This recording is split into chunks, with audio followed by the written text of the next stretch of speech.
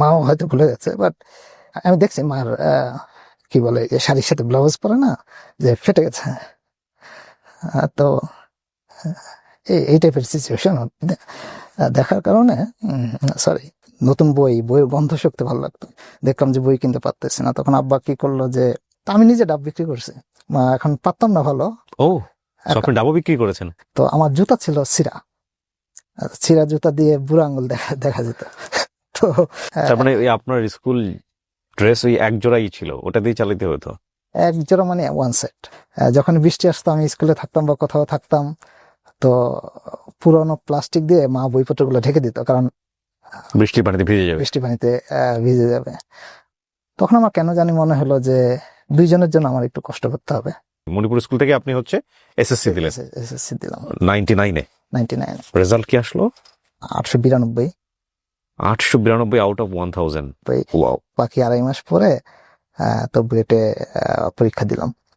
আমি বোধহয় 292 এই টাইপের। Wow, so good position.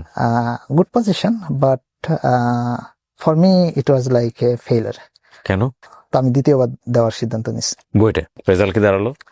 Result 94।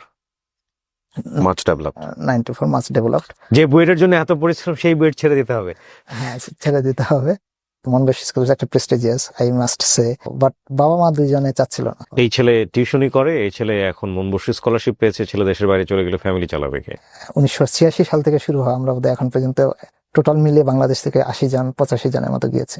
মাত্র এভারেজ 3 থেকে 4 জন। You are one of them. হ্যাঁ, আইটি সার্ভিস কোম্পানি এখানে জয়েন করেছে। এটা one of the top, actually one of the top Japanese কোম্পানির ভিতর। আমার বোনও আমেরিকায় থাকে এবং আলহামদুলিল্লাহ ওয়ান অফ দি টপ ব্যাংকে সে আইটি সেক্টরে আছে। সেও কম্পিউটার ইঞ্জিনিয়ার পরে পড়াশোনা করেছে আমেরিকায়, স্কলারশিপ সহকারে। এবং এটা আমি বলবো যে কোটি টাকার এডুকেশন, এটা আপনি বইয়ে লিখে পড়ে শেখানো সম্ভব না। মানুষের জীবনে রিয়েলাইজেশনটা খুব ইম্পর্টেন্ট। ওই উনি ওনার মার শরীরের যে ছেঁড়া ব্লাউজের কথা বলছিলেন না, সে বলতে গিয়ে ওনার যে গলাটা কেঁপে উঠলো, চোখটা ভারী হয়ে গেল, এটা হচ্ছে ওনার জীবনের অর্নামেন্ট। আসসালামু আলাইকুম প্রিয় দর্শক এবং শ্রোতা, আল্লাহ আমাদের মঙ্গল করুন সেই দোয়া এবং শুভকামনা জানিয়ে শুরু করছি ব্র্যান্ডিং বাংলাদেশের একটি এপিসোড। আমি কথা বাড়াবো না, যিনি আমার সঙ্গে আছেন তার সঙ্গে একটু পরিচিত হবো। আপনার নামটা কি ভাই? আমার পুরো নাম হবে মাসুদ রানা। রানা ভাই বয়স কত? 40। রাইট নাও সার্টিফিকেট অনুযায়ী 39। ওকে, সো রানা ভাই শুরু করেন, আপনার যেখান থেকে বলতে ইচ্ছে করে। 40 বছরের গল্প আমরা আজকে শুনতে চাই, কি গল্প এবং বাংলাদেশকে শোনাতে চাই ডেফিনেটলি। আপনাকে যখন নক করেছি, জি, র্যান্ডমলি গৌরাঙ্গ স্যারের ইউটিউবটা দেখেছি। ওকে, গৌরাঙ্গ চন্দ্র দেবনাথ পুরা বাংলাদেশ কাঁপাই